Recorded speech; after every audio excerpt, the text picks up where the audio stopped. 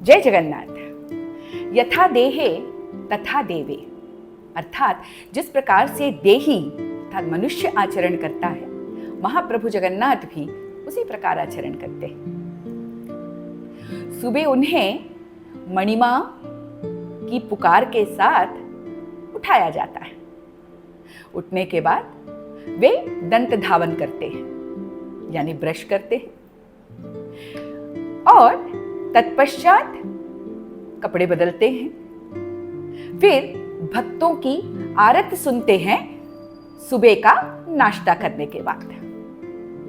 नाश्ते में गोपाल वल्लभ भोग लगता है, जो विशिष्ट प्रकार का होता है, जिसमें चूड़ा, कदली, दूध, इन सभी का मिश्रण होता है, और साथ ही कुछ और पदार्थ भी होते हैं।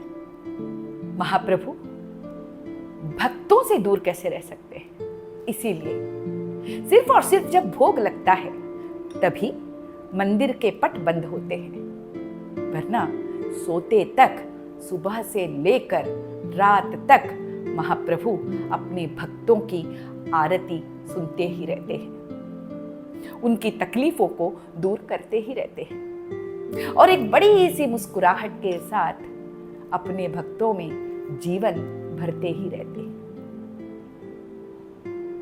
महाप्रभु जगन्नाथ हर दिन बिंब स्नान करते हैं। उनका अभिषेक नहीं होता, वे वर्ष में एक बार नहाते हैं, और वो दिन होता है ज्येष्ठ पूर्णिमा का। ज्येष्ठ पूर्णिमा के दिन एकदम सुबह मंदिर की अन्य रीति नीतियों के बाद चतुर्था मूर्ति रत्न सिंहासन को छोड़कर बाहर निकलती है और स्नान वेदी पर विराजती है। वर्ष में 2 बार महाप्रभु रत्न सिंहासन को छोड़कर निकलते हैं, एक बार स्नान पूर्णिमा के दिन और दूसरी बार रथ यात्रा के दिन। स्नान वेदी पर विराजने के बाद अनेक उपचारों के पश्चात महाप्रभु चतुर्धा मूर्ति अर्थात महाप्रभु जगन्नाथ, बलभद्र, सुभद्रा एवं चक्रराज सुदर्शन को 108 सुवासित चंदनों अगरू मिश्रित जल से नहलाया जाता है। अब साल भर तो ये नहाते नहीं हैं, बिंब स्नान करते हैं। अब जब एक साथ 108 कलशों से वो नहा लेते हैं तो चतुर्धा मूर्ति बीमार पड़ जाते हैं, उन्हें ज्वर हो जाता है। नहाने के बाद वे गजानन वेश को धारण करते हैं। क्यों? क्योंकि एक बार ऐसा हुआ, महाराष्ट्र से गणपति भट्ट नाम के एक भक्त का आगमन हुआ पुरी में, और जब वे महाप्रभु जगन्नाथ जी के दर्शन करने को गए तो उनके आराध्य गणपति वहां पे नजर नहीं आए। गणपति भट्ट बहुत निराश हुए, क्योंकि वे हर जगह अपने आराध्य गणपति को ही देखते थे। जब वे लौटकर जाने लगे, निराश मन से पीछे मुड़ के एक बार देखा, आश्चर्य, महान आश्चर्य, महाप्रभु जगन्नाथ और बलभद्र गजानन वेश में उन्हें दिखाई देते हैं, और मां सुभद्रा कुमारिका वेश में।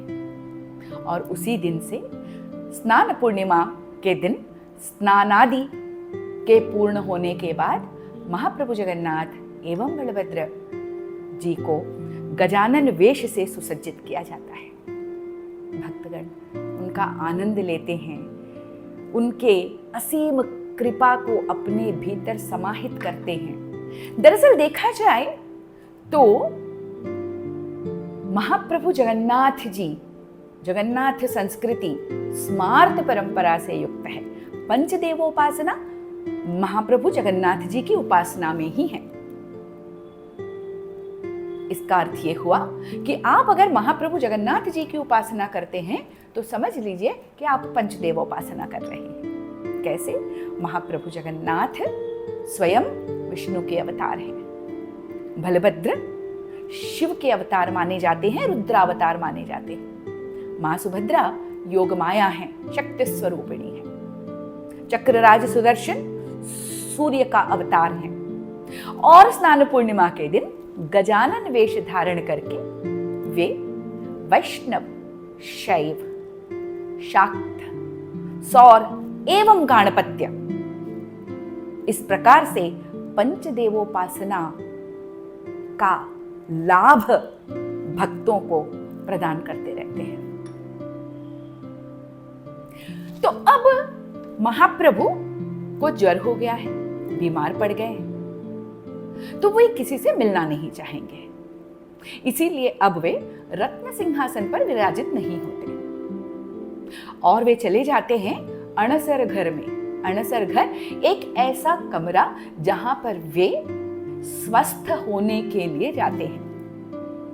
अब ये अवधि लगभग 15 दिनों की होती है और इन 15 दिनों में महाप्रभु को भोग क्या लगता है?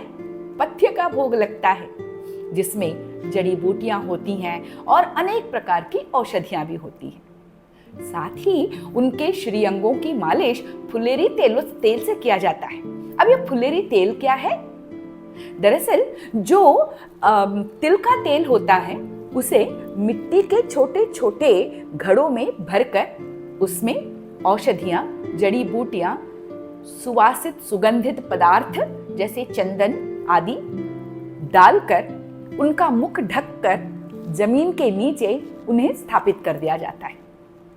6 महीने पहले ये प्रक्रिया आरंभ कर दी जाती है। 6 महीनों के बाद जब महाप्रभु बीमार हैं, अणसर घर में हैं, उन्हें निकाला जाता है और वो तेल जो संपूर्ण रूप से अब औषधि बन चुका है, उस तेल से श्रीअंगों की मालिश की जाती है ताकि वे जल्दी स्वस्थ हो जाए। करते हैं ना महाप्रभु देही जैसा आचरण। महाप्रभु ठीक हो जाते हैं। आषाढ़ शुक्ल प्रतिपदा के दिन महाप्रभु स्वस्थ होकर अपने रत्न सिंहासन पर विराजते हैं। महाप्रभु का नेत्रोत्सव है उस दिन। क्यों? क्योंकि एक लंबी अवधि के बाद वे अपनी इस सृष्टि को देख रहे हैं, अपने भक्तों से मिल रहे हैं, उनके चेहरे की मुस्कुराहटों को आत्मसात कर रहे हैं। लेकिन मैं तो कहती हूं कि नेत्रोत्सव महाप्रभु जगन्नाथ जी का नहीं बल्कि हम भक्तों का होता है, क्योंकि एक लंबे समय के बाद हम भक्त महाप्रभु जगन्नाथ जी के दर्शन को प्राप्त होते हैं। उसके अगले ही दिन अर्थात आषाढ़ शुक्ल द्वितीया के दिन वे रथ पर आरूढ़ होते हैं अपने भाई और बहन के साथ। जिस रथ में बहन सुभद्रा है वहां पर वे चक्रराज सुदर्शन को नियोजित करते हैं। भाई लाडली बहन है, छोटी बहन है। अब बेटियां बाहर निकले घर से तो उनकी सुरक्षा भी तो आवश्यक है, इसीलिए सुदर्शन मां सुभद्रा की रक्षा हेतु उनके रथ में विराजते हैं। सबसे पहले महाप्रभु बड़े भैया बलदाऊ के रथ को जाने देते हैं। घर के बड़े हैं तो उनका अधिकार प्रथम है। उसके बाद मां सुभद्रा का रथ जाता है और सारी व्यवस्था को सुनिश्चित करने के बाद महाप्रभु अपने रथ में विराजमान होकर जाते हैं। कहां जाते हैं? ये जाते हैं गुंडीचा मंदिर, क्योंकि मां गुंडीचा को महाप्रभु ने ये आश्वासन दिया था कि वो हर वर्ष अपनी जन्मभूमि को एक बार लौटेंगे जरूर और 9 दिन वहां पे वास करेंगे। ठीक उसी तरह जिस तरह से गर्मियों की छुट्टियां होते ही हम सब दौड़कर अपने ननिहाल पहुंच जाते हैं, वहां जाते हैं जहां पर हमारा जन्म हुआ है। करते हैं ना महाप्रभु देही का सा आचरण। ऐसे अनेकों लीलाएं हैं जहां पर महाप्रभु मनुष्य के अपने भक्तों के करीब रखने का कोई भी अवसर चूकते नहीं। अब देखिए रथ यात्रा में क्या हुआ। रथ यात्रा में यह हुआ कि महाप्रभु जगन्नाथ अपने साथ बलभद्र और सुभद्रा को लेके जाते हैं। मां लक्ष्मी मंदिर में ही छूट जाती हैं। अब सोचिए बिना पत्नी को लिए पति अगर चला जाए तो पत्नी मान करेगी ना। मां को गुस्सा आता है, वो मान करती हैं और हेरा पंचमी के दिन चुपके से जाके महाप्रभु जगन्नाथ जी के रथ का एक हिस्सा तोड़कर वापस आती हैं। एकदम देही का सा आचरण नहीं। और जब महाप्रभु लौट कर आते हैं ना, तो मां लक्ष्मी द्वार के पास खड़ी हो जाती। वो बलभद्र जी को अंदर आने देती है, चक्रराज सुदर्शन को अंदर आने देती है, मां सुभद्रा को अंदर आने देती है, लेकिन महाप्रभु जगन्नाथ जी को अंदर आने नहीं देती। रास्ता रोक कर खड़ी हो जाती हैं। सीधी सी बात है, गए थे ना अपने भाई बहन के साथ, अब जाओ उन्हीं के साथ घूमो, घर क्यों आए हो, ये मान करती हैं। और तब महाप्रभु जगन्नाथ की ओर से और मां लक्ष्मी की ओर से जो दैता सेवक हैं, उनके और मंदिर के पुरोहितों के बीच सुंदर संवाद होता है। अब तक महाप्रभु जगन्नाथ मां लक्ष्मी को मनाने हेतु रसगुल्ले पेश करते हैं और उन रसगुल्लों को देखकर, अपने पति के द्वारा किए जाने वाले मनुहार को देखकर मां लक्ष्मी का हृदय पसीज जाता है और वे महाप्रभु को अंदर आने देती हैं। तो देखिए ना, रूठना, मनाना, मान करना, क्रोधित होना, भूल जाना, ये सारी की सारी जो मानवीय भावनाएं हैं, मानवीय उद्गार हैं, वो जगन्नाथ संस्कृति का अभिन्न हिस्सा है, जो उन्हें और अधिक अपने भक्तों के करीब लाकर खड़ा कर देता है। महाप्रभु जगन्नाथ जी की संस्कृति इस प्रकार के कई रोचक भक्तिपूत प्रसंगों से भरी हुई है और हर एक प्रसंग में प्रेम और भक्ति का उल्लास और उत्साह देखने को मिलता है। हर एक क्षण महाप्रभु जगन्नाथ जी के साथ उस पूरी धाम में बिताया हुआ किसी उत्सव से कम नहीं होता। महाप्रभु किस तरह से रथ यात्रा में झूलते हुए दैतापतियों के साथ आ जाते हैं। ये दैता वही हैं जो विद्यापति और ललिता के संतान हैं, ये उन्हीं के वंशज हैं। भले ही जाति से ब्राह्मण ना हो, लेकिन महाप्रभु का संसर्ग उन्हें मिला है, महाप्रभु का साथ मिला है, वो महाप्रभु को छूते हैं, उनको साथ में लेकर चलते हैं।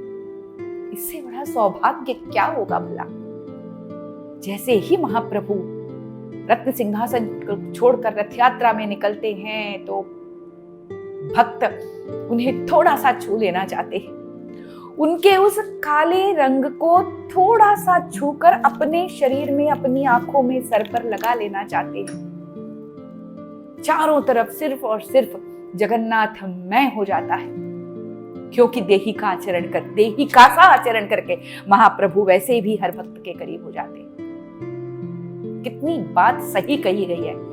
लाली देखन मैं गई, मैं भी हो गई लाल। लाली मेरे लाल की जित देखो तित लाल, लाली देखन मैं गई, मैं भी हो गई लाल। जगन्नाथ स्वामी नयन पथगामी भवतु में। जय जगन्नाथ।